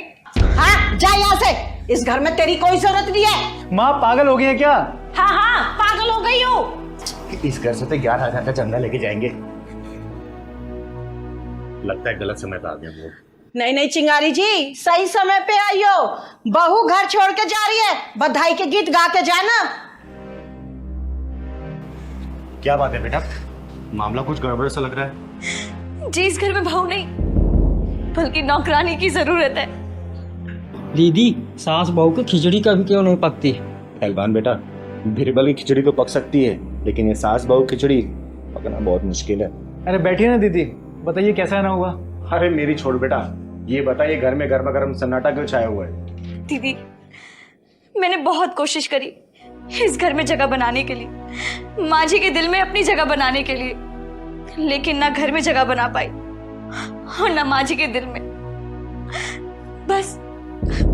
बस इसीलिए घर छोड़ के जा रही हूँ। माँ जी एक बात बताइएगा, आप भी कभी बहू बन के इस घर में आई थी ना? क्या आपकी सास ने आपके साथ ऐसे व्यवहार किया क्या जैसा आप अपनी बहू के साथ करती हैं? देखिए झूठ मत बोलिएगा, सच बोलिएगा। आज के समय में ऐसा हो गया है ना, सास का नाम सुनते ही बहू के दिल दिमाग में सिर्फ एक ही चेहरा नजर आता है, डरावनी सास। थर थर कांपती है बहुए। हमेशा एक बात याद रखिएगा, अगर आप किसी की बेटी को बहू बना के अपने घर में लेके आएंगे ना, उसे दिन रात डांटेंगे, फटकारेंगे या फिर उसे नीचा दिखाएंगे, रुलाएंगी, आपकी खुद की अपनी बेटी ससुराल में ना सुखी नहीं रह पाएगी। इस बात को ध्यान रखिएगा। मुझे ना ज्ञान मत दो, मैं बहुत ज्ञानी हूँ। माँ जी, किसी की बेटी जब घर में बहू बन के आती है ना, तो बहुत सारे अरमान लेके आती है, बहुत सारे सपने सजा के आती है। वो ये सोचती है कि अपने अच्छे आचरण, अच्छे संस्कार से सास ससुर का दिल जीतूंगी, अपने पति की महारानी बन के रहूंगी। लेकिन होता क्या है, ससुराल में पहुंचते सब कुछ उल्टा हो जाता है। बहुओं के सपने टूट जाते हैं, अरमान बिखर जाते हैं। अरे मैंने मान लिया बहुओं से गलतियां हो जाती है, शुरू में क्या होता है कि थोड़ा टाइम लगता है एडजस्ट करने में, लेकिन इसका मतलब ये तो नहीं ना कि बहुओं को इतना मजबूर कर दो सामान उठा के अपने मायके जाने के लिए तैयार हो जाए। एक बात याद रखिएगा, बहुएं होती है ना बगीचे कलियां होती है, जिन्हें सास ससुर के आशीर्वाद और प्यार की जरूरत पड़ती है। अगर वही सास ससुर आशीर्वाद अपना प्यार देते रहेंगे, यही कलियां खिलती है, पूरे घर को महका जाती हैं। याद रखिएगा, एक बात और याद रखिएगा, जो आपने अपने बहू को दिया ना, वही आचरण, वही संस्कार, वही प्यार, वही दुलार, वही मार, वही गालियां आपको अपनी बेटी के ससुराल में भी मिलने वाला है। कर्मा इसी को बोलते हैं, वापसी इसी जन्म में मिलना है। तो सुधर जाइए, संभल जाइए। वो पहले का जमाना नहीं रहा कि आप सोचेंगे कि नहीं बहुए घूंघट में रहे, बहुए जींस टॉप ना पहने, बहू अपने पति के साथ। गया जमाना, समय के साथ बदलेंगी तो आपका परिवार चलता रहेगा। समय के साथ बदलाव नहीं करेंगे, आपका परिवार बिखर जाएगा, कोई जोड़ नहीं सकता है। इस बात को याद रखिए, आप समझिए। आप चिंगारी जी, मुझे माफ कर दीजिए। तुमने आके मेरी आंखें खोल दी। और बेटा, तू अपना घर छोड़ के जा रही थी। अरे मैं तेरी माँ हूं, क्या तुझे डांट नहीं सकती? हाँ? देख बेटा, ये माँ है और कहते हैं सास का ओहदा माँ से भी बड़ा ही समझ तू, क्योंकि माँ की डांट फटकार तो हर बेटियां सह लेती हैं, लेकिन सास की सही नहीं जाती। और माँ जी, बड़प्पन उसी में है कि आप सास नहीं माँ बन के रहें, और इसे बहू नहीं बेटी बना के रखें, तभी घर परिवार चल सकता है। और थोड़ा सा मॉडर्न ख्यालात तो आप नहीं, आप पुराने जमाने को छोड़िए, ठीक है? ठीक है चिंगारी जी। बहुत बहुत शुक्रिया दीदी, आपने हमारा घर बचाया। अरे बेटा, तू जोरू का गुलाम मत बन, माँ का दुलारा ही बन जा, ठीक है? चलिए मैं चलती हूँ, कल आऊंगी। चिंगारी जी, हमें आपकी एक नहीं सुननी। आपने अपनी बेटी को यही संस्कार दिए थे क्या? अरे समधी समधन जी, आप लोग इतने नाराज क्यों हो रखे हैं? मेरी पूजा से कोई गलती हो गई है क्या? पहलवान बेटा, चाय पानी लेके आ, पूजा के सास ससुर आए हुए हैं। चिंगारी जी, हम यहाँ पर चाय पानी पीने के लिए नहीं आए हैं। क्या हुआ आंटी जी, पूजा दीदी से कोई गलती हुई है क्या? पूजा दीदी की तरफ से मैं हाथ जोड़ के माफी मांगता हूँ। अरे चिंगारी जी, हमारे मोहल्ले में बहुत सारी बहुएं हैं, पर आपकी बेटी जैसी कोई नहीं है। चिंगारी जी, आपकी बेटी ने ना हमारी नाक में दम किया हुआ है। देखिए समधन जी, अगर ऐसी बात है ना तो मुझे अकल ठिकाने लगाने भी आता है, मैं उसको सुधार के दम लूंगी। वो नहीं सुधरने वाली और ना ही किसी की बात मानने वाली है। अगर वो ना सुधरी तो हम जरूर सुधर जाएंगे, यानी कि खा पीकर इतने मोटे हो जाएंगे कि चलना फिरना भी दुबर हो जाएगा। एक उदाहरण आपके सामने है। ये सब उसकी सेवा का फल है चिंगारी जी। देखिए, अब माफ कीजिएगा, मैं कुछ समझ नहीं पा रही हूँ। मैं समझाती हूँ चिंगारी जी। गुड मॉर्निंग पापा जी। गुड मॉर्निंग बेटा जी। पापा जी, ये आप क्या दिन रात फोन में लगे रहते हैं? इधर दीजिए, लीजिए जूस पीजिए। अरे बेटा जी, ये क्या सुबह होते ही तुम्हारी दादागिरी शुरू हो जाती है। कभी ये खाओ, कभी ये पियो, जल्दी उठो, मंदिर जाओ, पार्क में जाके चक्कर काटो। बेटा क्या है ये सब? पापा जी, बात मत घुमाइए, मैं जैसा बोल रही हूँ वैसे ही कीजिए, समझे आप? जैसा मैं बोलूंगी वैसा ही करना पड़ेगा। आप लीजिए जूस पीजिए। जूस। अच्छा एक बात बताइए, आपने सिगरेट छोड़ दी या अभी भी चल रही है? सिगरेट कहाँ है? सिगरेट, हाँ वो तो बेटा मैंने छोड़ दी, बिल्कुल छोड़ दी। अच्छा ये बताओ बेटा, क्या तुमने मुझे घर में कभी सिगरेट पीते हुए देखा? नहीं ना? नहीं, लेकिन मैं घर की बात नहीं कर रही, बाहर की कह रही हूँ। अपने दोस्तों के साथ पीते तो नहीं? नहीं बेटा, बिल्कुल नहीं, बिल्कुल छोड़ दिए मैंने, सच कह रहा हूँ। चलो अच्छी बात है, अब जल्दी से जूस खत्म कीजिए और पार्क में जाकर 1 घंटा तेज तेज चलिएगा। पूरे पसीने से भीगे मिलने चाहिए मुझे। तब तक मैं करेले का जूस तैयार करती हूँ। ठीक है बेटा, मैं अभी इसे खत्म करता हूँ। हाँ।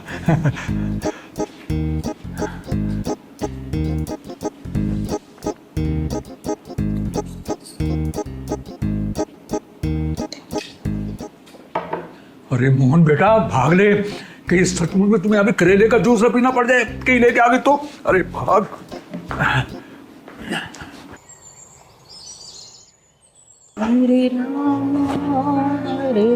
प्रणाम माँ जी।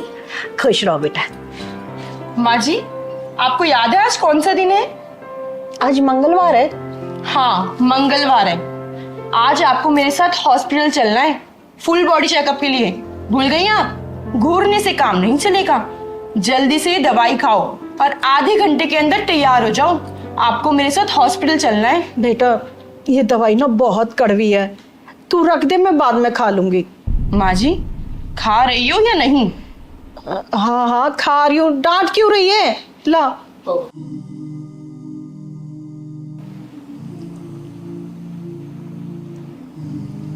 आपके कपड़े तैयार करके रख दिए मैंने बेड पर, आप जल्दी से नहा धो लीजिए, तैयार हो जाइए। जब तक मैं आपके लिए गरम गरम पनीर के पराठे बनाती हूँ। पूजा एक बात बता। जी माँ जी, पूछिए। तू मेरी बहू है या मेरी सास जो सारा दिन मेरे ऊपर ऑर्डर चलाती रहती है? मैं आपकी बहू नहीं, आपकी बेटी हूँ, और इस नाते मेरा फर्ज बनता है कि मैं आपको आलसी ना बनने दूं। आलसी? अरे तू तो हमें खिला खिला के मार डालेगी, कोई काम करने ही नहीं देती है। नहाने से पहले हमारे कपड़े तैयार रहते हैं, बेड से उतरने से पहले हमारे पैरों में चप्पल पहना देती है। माँ जी, ये एक बेटी का कर्तव्य है। अब आप टाइम खराब मत कीजिए, जाकर तैयार हो जाइए। लाइए। हाँ जा रही हूँ।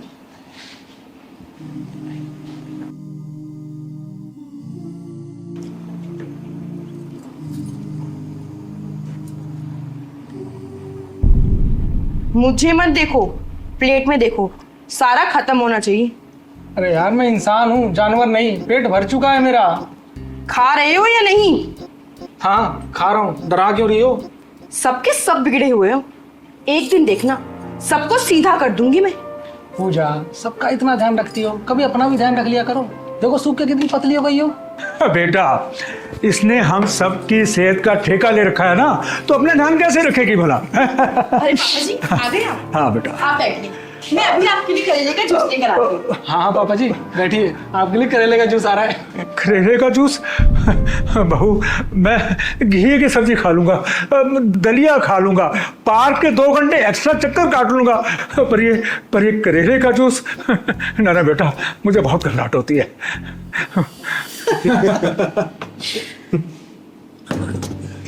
चिंगारी जी, हमने जरूर पिछले जन्म में अच्छे पुण्य किए होंगे जो इस जन्म में ऐसी बहू मिली हमें। चिंगारी जी, आमतौर पर आजकल की बहुएं सास ससुर को पसंद नहीं करती हैं, उनका आदर सम्मान नहीं करती हैं, लेकिन हमारी बहू हमारा बहुत आदर सम्मान करती है, और ये सिर्फ आपके दिए हुए संस्कारों की वजह से है जो आपने अपनी गोद ली हुई बेटी को दिए हैं। अरे समधी जी, समदन जी, आप दोनों ने तो मुझे डरा ही दिया था। आप लोगों को पता है, मैंने अपनी पूजा बेटी को ना बाहर की हवा नहीं लगने दी। उसे सिर्फ अच्छे संस्कार दिए, अच्छी बातें बताई है। उसके दिमाग में मैंने सिर्फ एक ही बात डाली है कि जो तेरे सास ससुर है ना, वही तेरे असली माँ बाप है। जैसे तू भगवान की पूजा करती है ना, वैसे अपने सास ससुर की पूजा करना। चिंगारी जी, आपकी बेटी ने हमारा दिल जीत लिया है। उसकी जितनी तारीफ करो उतनी कम है। मेरी बेटी मेरे बताए हुए रास्ते पर चल रही है, इससे ज्यादा खुशी एक माँ के लिए क्या होगी। चिंगारी जी, आजकल की बेटियां ना शादी के बाद भी ना अपनी पुरानी यादें नहीं भूल पाती हैं, और हमारी बेटी, हमारी बहू तो साक्षात लक्ष्मी है। चिंगारी जी, आपको एक बात बताऊं, हमारी बहू तो चाय का कप तक नहीं उठाने देती है, और रोब ऐसे डालती हो जैसे सारे घर की दादी माँ हुई हो।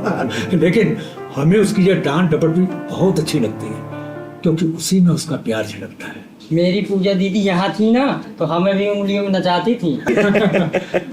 चिंगारी जी, हम तो बस आपको यही सब बताने के लिए आए। बस समधी समदन जी, इसी तरीके से मेरी बेटी आप दोनों का दिल जीतती रहे, इससे ज्यादा खुशी की बात मेरे लिए कुछ भी नहीं होगी। अरे समोसे भी खाइए, खाइए। ले पहलवान बेटा, ले। माफ कीजिएगा जल्दी बहन जी, क्या आपने हमारी बेइज्जती करवाने के लिए अपने घर पे बुलाया है? भाई साहब, एक बात बताइए, हमारी चिंगारी जी ने क्या गलत कहा है? प्रभात जी, मैं वही बोल रही हूँ जो हो रहा है और जो होने वाला है। आपके बेटे का फोन पासवर्ड के साथ 7 दिन के लिए मेरी बेटी के पास रहेगा, और मेरी बेटी का फोन भी पासवर्ड के साथ 7 दिन के लिए आपके बेटे के पास रहेगा। भाई साहब, क्या आप अपने बेटे का फोन खोल के दिखा सकते हैं? मैं दावे के साथ कह सकती हूँ उसके फोन में ना 3-4 पासवर्ड लगे होंगे। जयंती बहन जी, क्या अब हमारे बच्चों के रिश्ते इसी प्रकार तय हुआ करेंगे? भाई साहब, यहाँ तक तो सब ठीक था, लेकिन आने वाले कल में पता नहीं क्या क्या करना पड़ेगा। अब ये बात छोड़ो, आप ये बताइए, हमारी बेटी कैसी लगी आपको? आपकी बेटी तो हमें बहुत अच्छी लगी। अगर आपकी बेटी मेरे घर में बहू बनकर आ जाती है, तो मैं यही समझूंगा मानो मेरे घर में लक्ष्मी का वास हो गया। प्रभात जी, जो शर्तें आपके ऊपर लागू हो रही है ना, वही शर्तें हमारे ऊपर भी लागू होंगी। और वैसे वो जमाना चला गया जब बच्चों के गुण मिला के और कुंडली मिला के शादियां हुआ करती थी। अरे आजकल के जमाने में तो बिना गर्लफ्रेंड वाला लड़का ढूंढना और बिना बॉयफ्रेंड वाला लड़की मिलना बहुत ही मुश्किल हो गया है। इसलिए हमारे बच्चों की फोन की अदला बदली होगी। इससे हमें पता चल जाएगा कि आपके बच्चे के पास कितनी लड़कियों के फोन आते हैं, और आपको भी पता चल जाएगा कि हमारी बेटी के कितने फोन बजते हैं। बेटा, अगर तुम मेरे बेटे सागर से कुछ पूछना चाहती हो तो पूछ सकती हो। मैं क्या पूछूं? जो मम्मी जी और चिंगारी दीदी चाहेंगी वो मुझे मंजूर है। सागर बेटा, आपको सारिका से पूछना चाहोगे? आप शादी के बाद हाउसवाइफ बन के रहना चाहोगे या जॉब करना चाहोगे? अगर हस्बैंड की सैलरी से मेरा घर अच्छे से चल रहा है तो मैं हाउसवाइफ रहना पसंद करूंगी। और कभी भगवान ना करे कि कहीं मेरे हस्बैंड की जॉब चली गई या कुछ प्रॉब्लम हो गई, तो मैं जरूर जॉब करूंगी और अपनी गृहस्थी अच्छे से संभालूंगी। वाह बेटा, कितने अच्छे विचार है तुम्हारे। जयंती जी, जब लड़का लड़की ने एक दूसरे को पसंद कर ही लिया है, तो क्यों ना पंडित जी को बुला के आगे की कार्रवाई शुरू कर दे?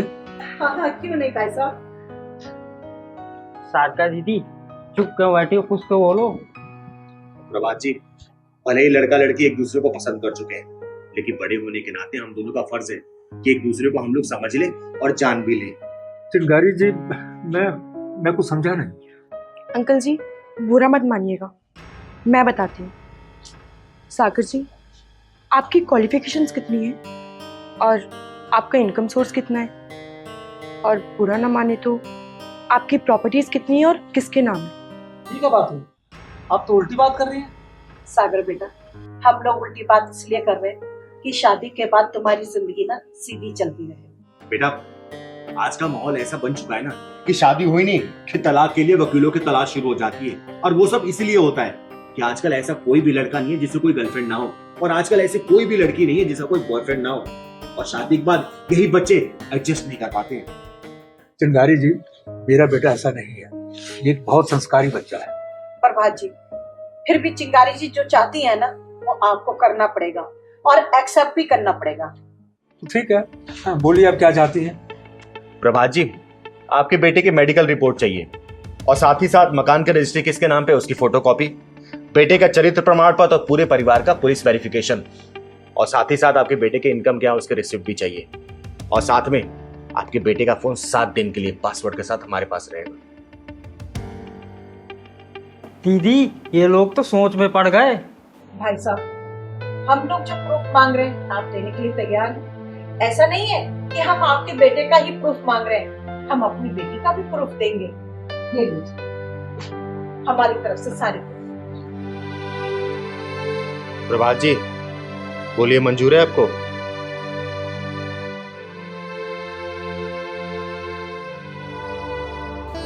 अंकल जी, आपको पता है कोई बिचौलिया जब रिश्ता करवाता है तो वो अपनी पूरी ताकत लगा देता है रिश्ता करवाने में, और दोनों परिवार के लोगों को झूठ झूठ बोलकर ये यकीन दिला देता है कि ऐसा रिश्ता आपको कभी भी कहीं नहीं मिलेगा। आजकल लड़के लड़कियां सुहागरात में साथ तो होते हैं, लेकिन दिल में उनके गर्लफ्रेंड बॉयफ्रेंड बसे रहते हैं। इसलिए तो आए दिन समाचार में सुनने को यही मिलता है कि पत्नी ने अपने प्रेमी के साथ मिलकर पति के 10 टुकड़े कर डाले। चिंगारी जी, बात तो आप सही कह रहे हैं। और साथ में ये भी सुनने को मिलता है कि पति ने अपनी प्रेमिका के चक्कर में अपनी पत्नी को मार डाला। अंकल जी, आज समय बदल चुका है, अगर हम समय के साथ नहीं चले तो ऐसी ही शादियां टूटती रहेंगी, परिवार बिखरते रहेंगे और तलाक होते रहेंगे। अरे सोशल मीडिया एक आग है जिसकी चपेट में आने से कोई भी घर बचा नहीं है। झूठ, जालसाजी इन्हीं सबसे भरा पड़ा है सोशल मीडिया। आजकल तो 2-2 बच्चों की माओ को ही पांव लड़खड़ा रहे हैं। ऐसे में बच्चों की शादी पूरी छानबीन के साथ ही करनी चाहिए। जयंती जी, मुझे आपकी सारी शर्तें मंजूर हैं और मैं कोशिश करता हूं कि जल्दी से जल्दी जो भी चीजें आपने मंगवाई हैं मैं आपको भिजवा दूं। एक बात और, हाँ बोलो बेटा, क्या कहना चाहती हो? मुझे सिंपल शादी करनी है, मुझे सिंपल फोटोग्राफी और सिंपल वीडियोग्राफी चाहिए। मुझे ये कोई प्री वेडिंग के चक्कर में नहीं पड़ना।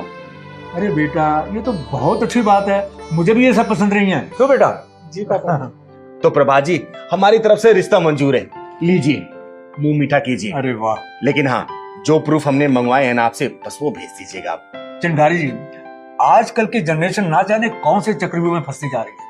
हर एक के मोबाइल फोन में 3-3, 4-4 पासवर्ड, पता नहीं लगता कि कैसे खोलें। प्रभा जी, मेरा तो ये मानना है कि पति पत्नी के जिंदगी के मोबाइल में सिर्फ एक पासवर्ड होना चाहिए, और वो मोहब्बत का, और मोहब्बत से खुलना चाहिए वो। वाह, क्या बात कही है चिंगारी। शुक्रिया। क्या बात कह रहे हैं शर्मा जी आप?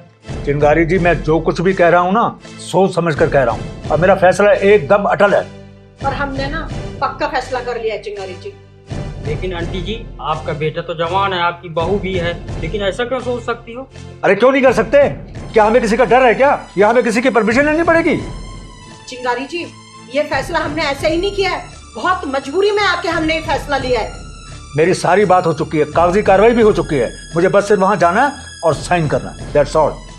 शर्मा जी, मेरा सिर्फ ये कहना था कि एक बार सोच लीजिए और फिर फैसला लीजिएगा। अंकल जी, भैया भाभी कहीं नजर नहीं आ रहा, कहीं गए हैं क्या? हाँ, शायद हमारी चिता के लिए लकड़ी का इंतजाम करने गए हो दोनों। चिंगारी जी, हम अपनी जिंदगी का जनाजा जीते जी उठते हुए नहीं देख सकते। हाँ, इसलिए हमने ये फैसला लिया है कि हम अनाथ आश्रम से बच्चा गोद लेंगे। हाँ आंटी जी, आपका बच्चा रोहन तो है ना, फिर क्या जरूरत है बच्चा गोद लेने की? चिंगारी जी, जब बच्चे को पता हो ना कि उसके माँ बाप का जो कुछ भी है उसी का है और उसका कोई हिस्सेदार नहीं है, तो उसका दिमाग का इंजन गलत पटरी पे चलना शुरू हो जाता है। और उसे सही पटरी पर लाने के लिए हम सही फैसला करके सही काम करने जा रहे हैं। आंटी जी, औलाद के होते हुए बच्चा गोद लिया जा सकता है क्या? लिया जा सकता है, आधी संपत्ति बच्चे के नाम करके। और हाँ, मैं यही करना चाहता हूँ ताकि मेरे बच्चों की समझ में आ जाए कि बाप आखिर बाप ही होता है। पापा, ये मैं बाहर क्या सुन रहा हूँ? प्रॉपर्टी का बंटवारा करने के चक्कर में आप कोई बच्चा गोद लेने जा रहे हैं? हाँ, तूने सही सुना। हमारे होते हुए आप लोग ऐसे कैसे कर सकते हैं? बेटा, जब रोड पे गाड़ी चलती है ना और चलते चलते अगर उसका पहिया पंचर हो जाता है तो टायर बदलना पड़ता है। बिना टायर बदलते गाड़ी चल नहीं पाती, समझा? आप होती कौन है हमारे घर के मामले में बोलने वाली? चिंगारी जी का औधा ना इस घर में हम सबसे बड़ा है। बेटा, चिंगारी का दूसरा नाम ज्वालामुखी है, और जब ज्वालामुखी फटता है ना तो शोला बन जाता है। और तूने अपने माँ बाप को इतना मजबूर कर दिया है ना कि मजबूरी में ये जाके घर का दूसरा बारिश लेके आ रहे हैं, समझा? सही कहा दीदी, हर माँ बाप को यही करना चाहिए। जब सारे माँ बाप ईद का जवाब पत्थर से देने लग जाएंगे ना तो सारी बिगड़ी औलादे सही रास्ते पर आ जाएंगी। बेटा, ऐसा हमने क्या कर दिया जो आप हमारे हिस्से की खुशियों का बंटवारा करना चाह रहे हैं? तुम लोग ये पूछोगे तुम लोगों ने क्या नहीं किया है? अरे शर्मा जी घंटों पार्क में बैठ के आंसू बहा के सारी बातें मुझको बताते थे, ऐसे ही नहीं आई हूं मैं यहाँ पर। चिंगारी जी, छोड़ो इन बातों को। हमने जो फैसला किया है ना, हम उसे पूरा करके ही रहेंगे। आजकल के माँ बाप ना तुम जैसे औलादों के कारनामे देख के काफी हद तक सुधर गए हैं। अरे तुम जैसे औलादों के लिए ना बच्चा गोद लेके बंटवारे के पैसा के थमा रहे हैं। समझ में नहीं आता आजकल के लड़कों को कि अपने माँ बाप से इतनी चिढ़ के हों। बीवी की शक्ल देख के ना माँ बाप की सूरतों से नफरत होने लगती है। माँ जी, पापा जी, आप ऐसा नहीं कर सकते। आप हमारे होते हुए बच्चा गोद क्यों ले रहे हैं? अरे ताकि तुम जैसे औलादों को खुद एहसास रहे कि तुम लोगों ने बंटवारे की कील खुद ठोकी अपनी छाती में, अपने माँ बाप का अनादर करके। चिंगारी जी, हमने अपनी तरफ से इनकी सेवा में कोई कमी नहीं छोड़ी। अरे रहने दो, सब पता है मुझे कि कितनी सेवा की है तुम लोगों ने अपने माँ बाप की। खुद तो अपना खाना कैंडल लाइट डिनर बाहर करके आते हो, अपने माँ बाप को बोल जाते हो खाना खुद बना लेना, कपड़ा लत्ता धोना नहीं है, माँ बाप की सेवा करनी नहीं है, हर 2-3 महीने बाद खुद टूर पे चले जाना है और माँ बाप को इनके हालातों पे छोड़ के चले जाना है। दवाई दारू किसी भी चीज का तुम लोग पैसा देते हो क्या? सेवा करते हो क्या? बता दो, करते हो तो है? ब्रेकफास्ट के टाइम पे क्या सूखी रोटी परोस देते हो? डिनर के टाइम पे बोलते हो कि जाओ जितना खुद बना लो, हम बाहर खाने जा रहे हैं। ये सेवा है? माँ बाप की सेवा क्या होती है जानते हो क्या? बोलो। बेटा, माँ बाप को अगर अपनी चिता की चिंता ना होती ना तो वो शायद औलाद पैदा ही ना करते। माँ जी, हमारी गलतियों को माफ कर दीजिए। और चिंगारी दीदी, आज आपने हमारी आंखें खोल दी। पापा जी, आपको बच्चा लेकर के आना है तो ले आइए, हमें कोई एतराज नहीं है, पर आप हमें माफ कर दीजिए। अरे वाह, बड़ी जल्दी समझ में आ गया। बेटा, ये भूलना मत, जो बोओगे वही काटोगे। अरे कल को तुम्हारी भी औलाद होगी, जब वही औलाद तुम लोगों के साथ वही बर्ताव करेगी जो तुम अपने माँ बाप के साथ कर रहे हो ना, तो कैसा लगेगा? बोलो। मम्मी जी, पापा जी, हमें माफ कर दीजिए। हमसे बहुत बड़ी गलती हो गई, हमें अपनी गलती का पछतावा है। हाँ पापा जी, हमें माफ कर दीजिए। शर्मा जी, माफ कर दीजिए बच्चों को, आगे से ऐसा नहीं करेंगे। ठीक है, माँ बाप तो हमेशा ही अपने बच्चों को माफ करते हैं। आपको अपनी गलती का एहसास हो गया, हमारे लिए इतना ही काफी है। और आगे से याद रखना, माँ बाप की सेवा में अगर थोड़ी सी भी कमी हुई ना, दोबारा मौका चिंगारी देने नहीं देगी, बेचे में गुजार लेना। जी दीदी। चल बैठ। चलो।